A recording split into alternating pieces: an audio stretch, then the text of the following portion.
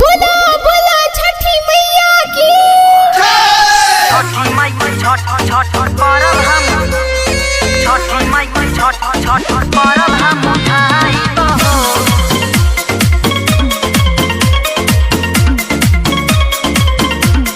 छठी माई के परब हम उठाई बहो।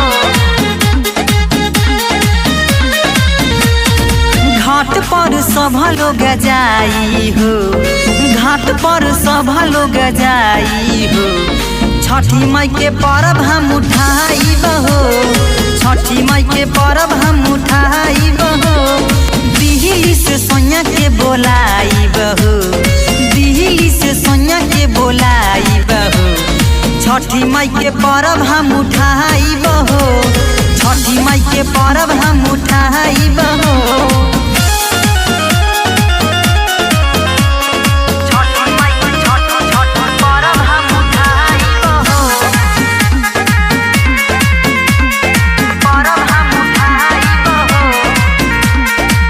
हमरो बसरधा कोसिया के भरम फहल फूल सजाई, विधि विधान से करब पूजनमा पानी में मुख गड़ाई, पानी में मुख गड़ाई। हमरो बसरधा कोसिया के भरम फहल फूल सजाई, विधि विधान से करब पूजनमा पानी में मुख गड़ाई। बेदिया पे दिया जराई बहो, बेदिया पे दिया जराई बहो, छठी माई के करब हम पूजाई हो, छठी माई के करब हम पूजाई हो।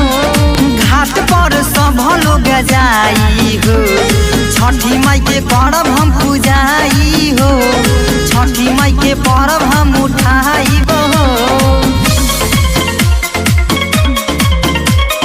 छठी माई के छठ परब हम उठाई बहो, परब हम उठाई बहो।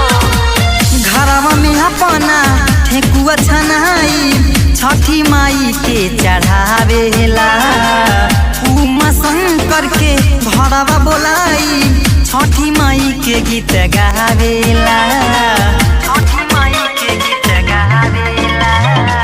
घरवा में अपना ठेकुआ छनाइबो, छठी माई के चढ़ावेला, उमा शंकर के घरवा बोलाई, छठी माई के गीत गावेला।